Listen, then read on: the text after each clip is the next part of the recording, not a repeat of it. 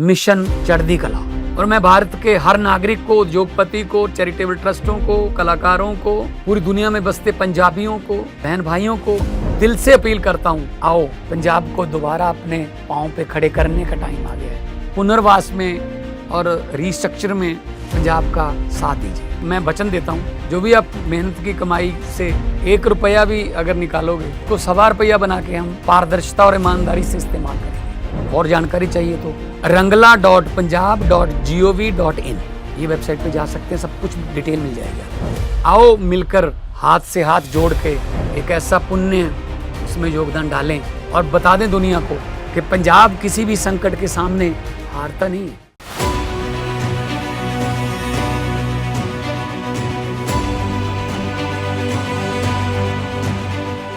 PM Modi ने Erdogan को लपेटा, साइप्रस के साथ रिश्ते पर भड़का तुर्की, भारत ने ऑपरेशन सिंदूर का बदला लिया। नमस्कार, आप देख रहे हैं एनएमएफ न्यूज और मैं हूं आपके साथ शाफनी पटनायक। याद होगा आपको कि जब पहलगाम में पाक समर्थित आतंकियों ने 26 निर्दोष लोगों की हत्या की तो भारत ने उसके खिलाफ एक्शन ले लिया और भारत पाकिस्तान के बीच युद्ध शुरू हो गया। उसी बीच कई देशों ने इसकी आलोचना की तो कुछ देशों ने पाकिस्तान का खुलकर समर्थन किया। जिन देशों ने पाकिस्तान का खुल के समर्थन किया उन देशों में से एक नाम तुर्की का था, जिसने पाकिस्तान की मदद के लिए अपना जासूसी विमान C-130 जेट भेज दिया था। लेकिन तुर्की ने इस लैंडिंग को ईंधन भरने के बहाने से जोड़ दिया था। लेकिन दुनिया और भारत को पता था कि तेल भरना बहाना है, लेकिन असली वजह भारत के खिलाफ एकजुट होना ही था। इसके साथ ही साथ तुर्की ने भारत के खिलाफ हमले में तुर्की ड्रोन का भी इस्तेमाल किया था और इस बात की पुष्टि खुद भारतीय सेना ने की थी। पाकिस्तान तुर्की के रिश्ते को लेकर बीबीसी से बात करते हुए पूर्व राजदूत तलमीज अहमद कहते हैं कि पाकिस्तान के साथ इस्लाम की वजह से तुर्की करीबी है। उसके अलावा तुर्की और पाकिस्तान शीत युद्ध में अमेरिका के दोस्त थे, इसलिए तीनों के बीच बहुत गहरा रहा है। कई पाकिस्तानी जनरलों का तुर्की के साथ निजी संबंध रहा है। रक्षा सहयोग अब दोनों देशों में काफी बढ़ गया। मुझे लगता है कि अर्दोआन पाकिस्तान से पुराने संबंध को और मजबूत कर रहे हैं। अर्दोआन ने खुद को इस्लामिस्ट नेता भी बनाया है और वो इस्लामिक चीजों को अहमियत देते हैं। अर्दोआन अक्सर कश्मीर का मुद्दा उठाते हैं और इसे इस्लामिक मुद्दे के रूप में पेश भी करते हैं। तुर्की ने स्पष्ट कर दिया है कि वह पाकिस्तान के साथ खड़ा है। तो आप समझ सकते हैं कि क्या कारण है कि अर्दोआन पाकिस्तान के साथ खड़े हैं और क्यों। लेकिन इसी रणनीति और पाकिस्तान के समर्थन पर भारत ने करारा चोट किया। खबरों की माने तो भारत ने तुर्की के जानी दुश्मन और पड़ोसी साइप्रस से रक्षा सहयोग बढ़ाने की दिशा में बड़ा कदम उठाया। इंडियन नेवी के सबसे उन्नत स्टील्थ फ्रिगेट में से एक INS श्रीकांत साइप्रस के लिमासोल बंदरगाह पहुंचा। आपको जानकारी होगी कि इसी साल जून में पीएम मोदी साइप्रस के दौरे पर गए थे, जिसके बाद रिश्तों में गर्माहट आई, जिसका नतीजा ये है कि भारत ने INS श्रीकांत को लिमासोल भेजा। जब पीएम मोदी साइप्रस के दौरे पर थे तो दोनों देशों में रक्षा, प्रशिक्षण और समुद्री सुरक्षा पर काम करने की बात कही गई और इसको लेकर कई बड़े समझौते हुए थे। यही नजदीकी तुर्की के लिए परेशानी का सबब बन गया और इसी को विदेशी मामलों के जानकार नहले पर दहला बता रहे हैं। अब हम बताते हैं कि आखिर साइप्रस और तुर्की में क्यों विवाद है। भारत क्यों तुर्की की दुखती रग पर हाथ रख रहा है। तुर्की और साइप्रस के बीच की लड़ाई काफी पुरानी है और इसकी शुरुआत होती है 1974 से, जब तुर्की और साइप्रस के बीच युद्ध शुरू हो गया, जिसने इस छोटे से भूमध्य सागरीय द्वीप को 2 हिस्सों में बांट दिया। साइप्रस ग्रीक और तुर्की समुदायों का साझा घर रहा है। 1960 में ब्रिटिश औपनिवेशिक शासन से आजादी के बाद भी सांप्रदायिक तनाव से जूझता रहा। ये वैसे ही है जैसे भारत से अंग्रेज चले गए लेकिन हिंदू मुसलमान करते रहे, जो आज भी जारी है। तुर्की और साइप्रस के बीच की लड़ाई, मुस्लिम और ईसाई के बीच तनाव। साइप्रस में ईसाइयों की आबादी 80%, साइप्रस में मुसलमानों की संख्या लगभग 18%। तो आप समझ सकते हैं कि क्यों लड़ाई हो रही है और इसका कारण क्या है। मुसलमान और ईसाई दोनों समुदाय के बीच संघर्ष 1960 में शुरू हुआ, जब साइप्रस को आजादी मिली। साइप्रस का संविधान दोनों समुदायों के बीच सत्ता के बंटवारे की व्यवस्था करता है, लेकिन बहुसंख्यक ग्रीक साइप्रिटीज और अल्पसंख्यक तुर्की साइप्रिटीज के बीच लड़ाई रुकती ही थी।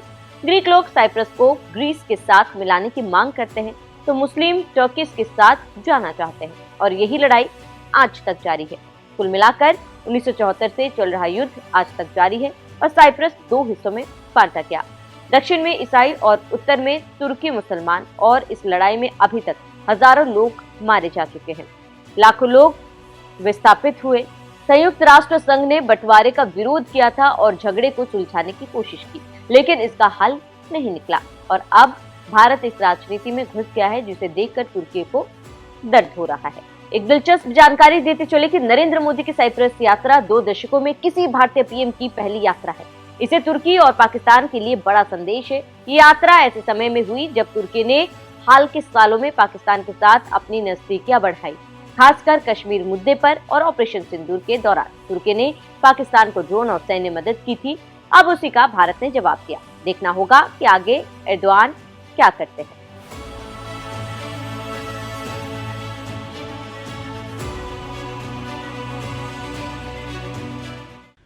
23 वर्षों के बाद भारत के प्रधानमंत्री का साइप्रस में आना हुआ है और सबसे पहला कार्यक्रम बिजनेस राउंड टेबल का हो रहा है।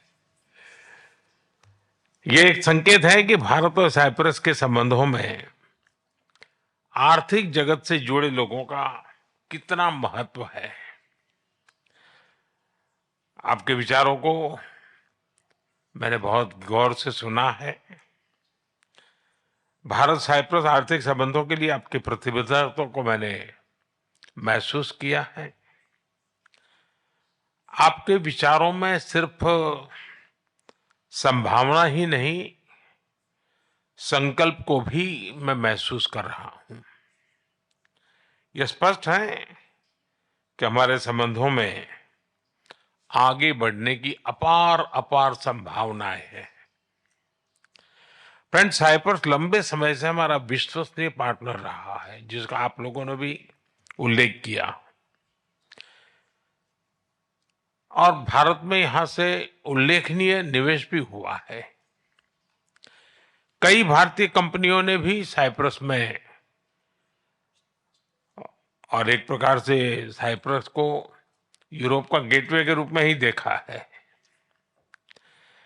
आज आपसी व्यापार $150 मिलियन पहुंच गया है, लेकिन हमारे रिश्तों की वास्तविक क्षमता इससे बहुत अधिक है।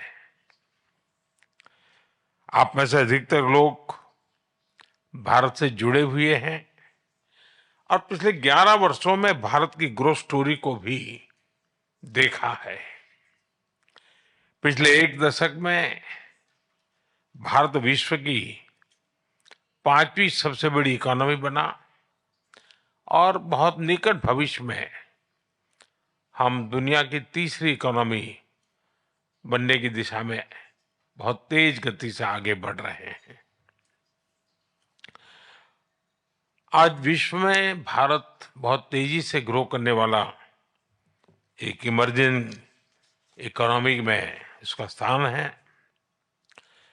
साथियों, आप भली भांति जानते हैं, हमने टैक्स रिफॉर्म्स किए हैं।